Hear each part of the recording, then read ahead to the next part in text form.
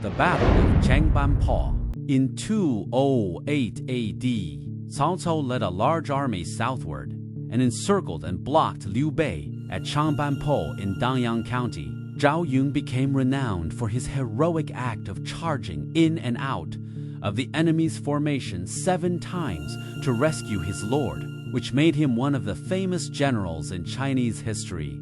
In the late autumn of 208 AD, Cao Cao led an army of 200,000 troops southward, directly targeting Jingzhou. At that time, Liu Bei was stationing his troops in Fancheng. Facing the menacing offensive of Cao Cao's army, he decided to abandon the isolated city.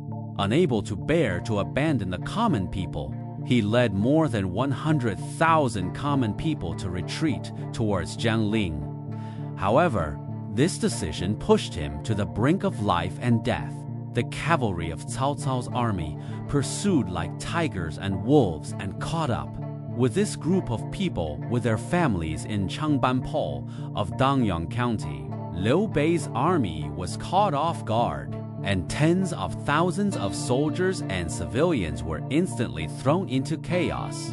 Sensing the danger, Liu Bei had no choice but to abandon his wife and children and break through the encirclement with thousands of riders including Zhang Fei and Zhao Yun. In the chaos, Zhao Yun found that Lady Gan, Liu Bei's wife, and the young master Liu Shan were separated. He resolutely turned his horse around and charged alone into the camp of Cao Cao's army. In the formation of Cao Cao's army, Zhao Yun charged left and right. His battle robe was soaked in blood, but he still fought desperately. He found Lady Gan in the midst of the chaos and escorted her to a safe place. Then he turned back to look for Liu Shan. At this time, Zhang He, a great general of Cao Cao's army, rode forward to intercept. Zhao Yun let out a mighty shout and thrust his spear directly at Zhang He's face. Seeing his valor, Zhang He didn't dare to fight for long and turned his horse and fled. Zhao Yun finally found Lady Mi, who was holding Liu Shan in her arms. Under an earthen wall, Lady Mi was severely injured and couldn't move. After entrusting Adu Liu Shan to Zhao Yun, she threw herself into a well and committed suicide. Zhao Yun wrapped the baby in his arms, picked up his spear, mounted his horse, and broke through the encirclement again. At the same time, Zhang Fei led more than 20 riders to cover the retreat at the broken bridge in Changban Slope. He stood his horse with a spear across, his eyes wide open, and roared at the pursuing Cao Cao's army. "Zhang Yi of Yan is here. Who dares to fight me to the death?" His voice was like thunder, and not a single soldier of Cao Cao's army dared to step forward. Seeing this, Cao Cao urgently ordered the archers to shoot arrows.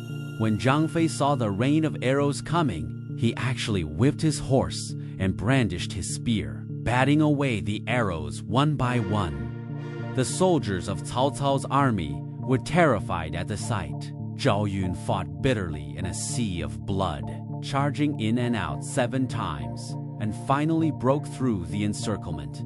When he returned the swaddled Liu Shan to Liu Bei threw the child to the ground and said, "Because of you, this little brat, I almost lost a great general." Zhao Yun was moved to tears and became even more loyal to Liu Bei from then on.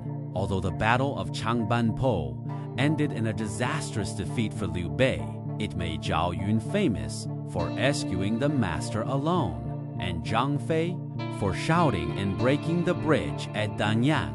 Throughout history, this battle also let Cao Cao see the tenacity of Liu Bei's group, laying the groundwork for the later alliance between Sun Quan and Liu Bei to resist Cao Cao.